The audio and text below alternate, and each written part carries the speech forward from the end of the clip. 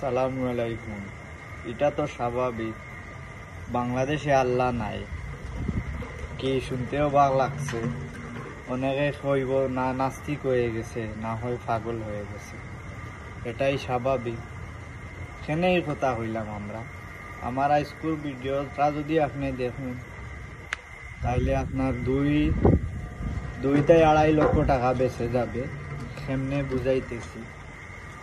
আমরা অনেকে মনে করি অনেক ধরনের হক আছে, জাগা জমি টাকা পয়সা যে কোনো ধরনের হক মারি আমরা খাই একজনে আর একজনে। আমরা মনে হয় আল্লাহ বাংলাদেশও নাই।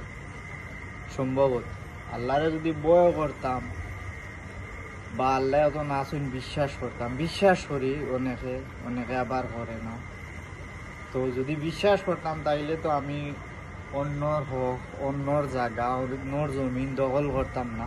অবৈধভাবে হোক আর কৌশলে হোক আর অকৌশল হোক, আমি দখল করতাম না। তো এখন সেনে কইলাম আপনার আরে যে আল্লাহ বাংলাদেশও নাই, আল্লাহ তুমি মাফ করে দিও ভুল টুটি হইলে। অনেকে আমরা মনে হয় আল্লাহ বাংলাদেশও নাই। বিদায় কয়েকদিন পরে কি হইল, আপনার হাতে পায়ে একটু বুড়া কি বা বাইল বা একটু মানুষের যৌবন বা তো নাই, তো সব দিন সমান থাকে না। তো আপনি কি করলেন, সৌদি আরবর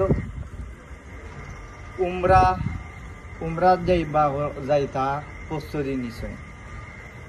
মানে 2-2.5 লাখ টাকা খরচিয়া যাইতা।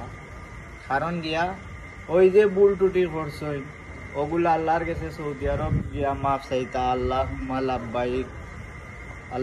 লাব্বাইক গিয়া সৌদি আরবর মাটির দিয়ে কইতা গিয়া আপনি মনে করছেন, আপনি কইরা যে আল্লাহ আমি তো হাজির হয়ে গেছি আপনার কাছে।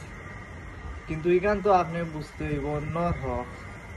এখান আল্লাহ কইয়া দিছে যে আমি ফার পরিমাণ আসমান পরিমাণ যদি গুনাহ কেউ করে আমি মাফ করে দেব তাকে, কিন্তু অন্যর হক আমি মাফ করব না।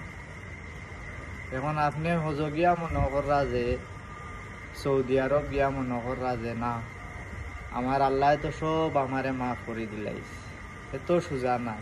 প্রথমে মাফ চাইতে হইলে আপনি যে ব্যক্তির কাছে ভুল করছেন, যে ব্যক্তির হক মারিয়া খাইছেন, ও ব্যক্তির কাছে গিয়া পয়লা আপনি মাফ চাইতে হইব। ও ব্যক্তি যদি মাফ করিয়া দেয়, আল্লাহ 100% আপনারে মাফ করে দিবা। নয়তো আপনার মাফ পাওয়ার কোনো মানে সিস্টেম নাই।